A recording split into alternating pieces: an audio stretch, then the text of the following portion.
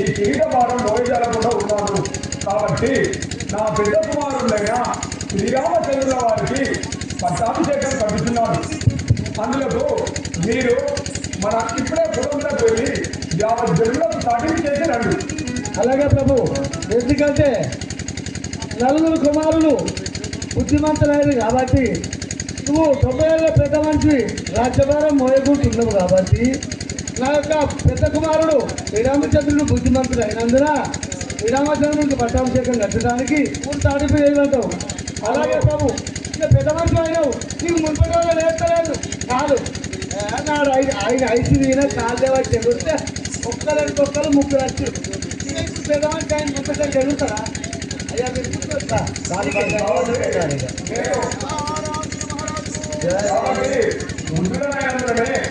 నా కుమారుడైన శ్రీరామచంద్ర వారికి పట్టాభిషేకం కడుతున్నాను. మీరు సాటింపు చేసి వచ్చారు కదా, మన యావత్ జనులు వచ్చి ఉన్నారా? హలో ఇన్నెల్లెవలో టమ్ టమ్ కై మిసాలి కై టమ్ టమ్ కై టమ్ టమ్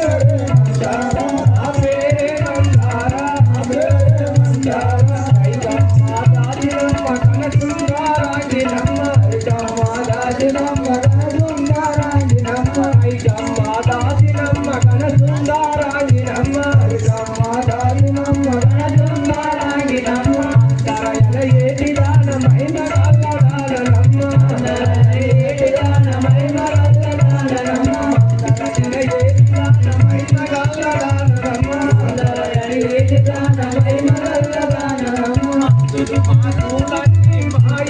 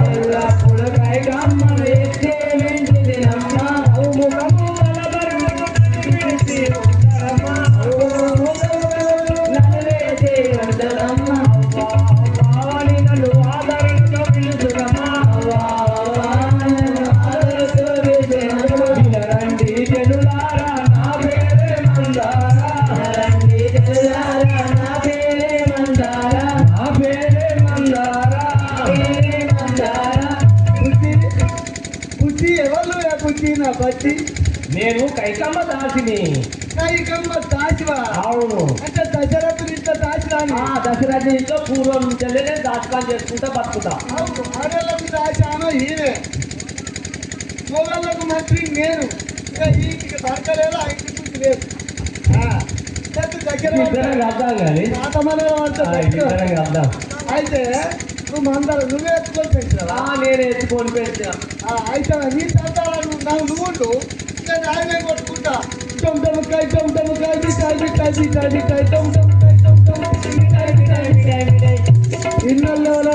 ఇన్నెల్లో రేపు పొద్దున 10 గంటల 10 నిమిషాల 10 సెకండ్లకు మా యొక్క అయోధ్యపురి పట్టణం దశరథ మహారాజు శ్రీరామచంద్రులకు పట్టాభిషేకం కడతాడట. శ్రీరామచంద్రులకు పట్టాభిషేకమా? అది కాకుండా చేయకుంటే నా పేరు మందారే కాదు.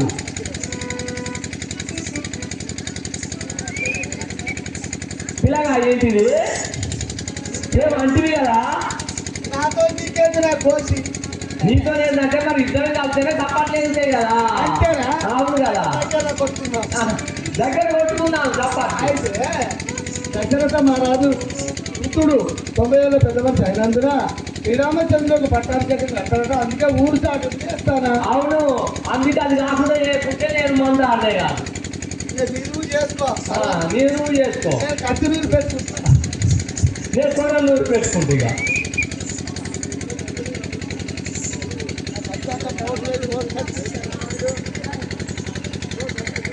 నీకు అమ్మా నిద్ర ఇక బాగా నిద్ర వచ్చిందమ్మా, తెలివి నాకు రాలేదు.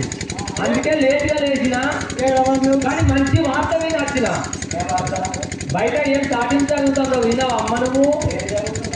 ఏం జరుగుతుందంటే అయోధ్య నగరం పరిపాలించే దశరథ రాజు ఉగ్రుడైన వందల ఆయన కుమారుడైన శ్రీరామచంద్రునికి పట్టాభిషేకం రేపు 2 జాముల సమయంలో కాజేస్తున్నాడు. అది మీకు వినబడ్డదా? వినబడలేదా? మంచిదే కదా. నేను దాటిని నీ ఉప్పు పప్పు తిన్నదాను కాబట్టి మంచిగా చెప్తున్నానమ్మా. అట్లనే మంచిదే కదా.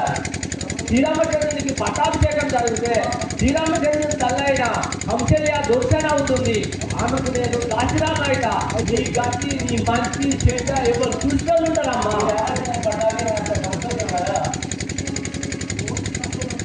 సంతోషం ఎక్కడమ్మా? సంతోషం లేదు. ఆమెకు నేను దాచిరామైనప్పుడు నీ మంచి చెడ్డ ఎవరు చూస్తారమ్మా? నీ కోరు చూసుకోవాలి చెప్పరాలే చక్కగా. అమ్మా మర్చిపోయినవా? నీ భర్త నుంచి వెళ్ళి నేను కోరికలు కోరి ఉన్నావమ్మా. ఆ కోరికలు చెప్పమంటావమ్మా. శ్రీరామచంద్రుని 14 సంవత్సరాల అరణ్యవాసము పొమ్మని కోరుకో. రెండోది నీ కుమారుడైన భర్తలకు రాజపట్టాభిషేకం రాయించమని కోరుకో అమ్మా. నీ ఉప్పు పప్పు తినదానమ్మా, మంచి చెప్తానని. అంగవాడు దగ్గర చెప్తాను.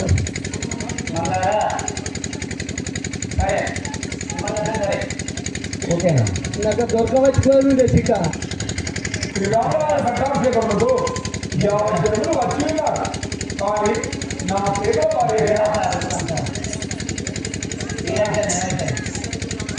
అయ్యా అందరూ వచ్చారు కానీ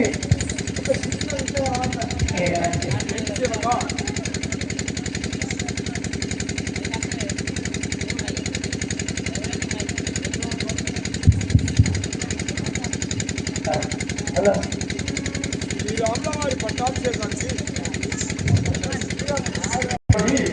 50 జనులు వచ్చి ఉన్నారు. కానీ నా ప్రేమల వారి అయినా కైకాదేవి మాత్రం రాలేదు. అందుకు గల కారణం ఏమిటో నేను ఇప్పుడే లోనికి వెళ్ళి సంస్కారంలో తెలుసుకొని వచ్చేవాడు. అయ్యో మన పిల్లలు మన పిల్లలే కాదు, నా భార్య, నా వృద్ధుల భార్య అయినా కైకాదేవి మాత్రం రాలేదు. అదే మర్చిపోయి మా బిడ్డలు మాట్లాడుతున్నారు.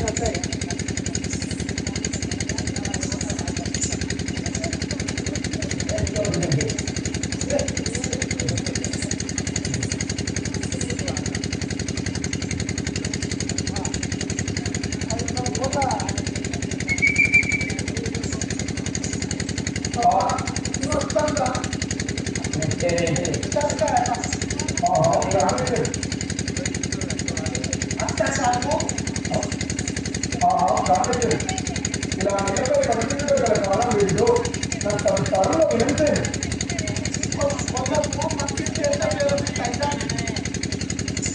హలో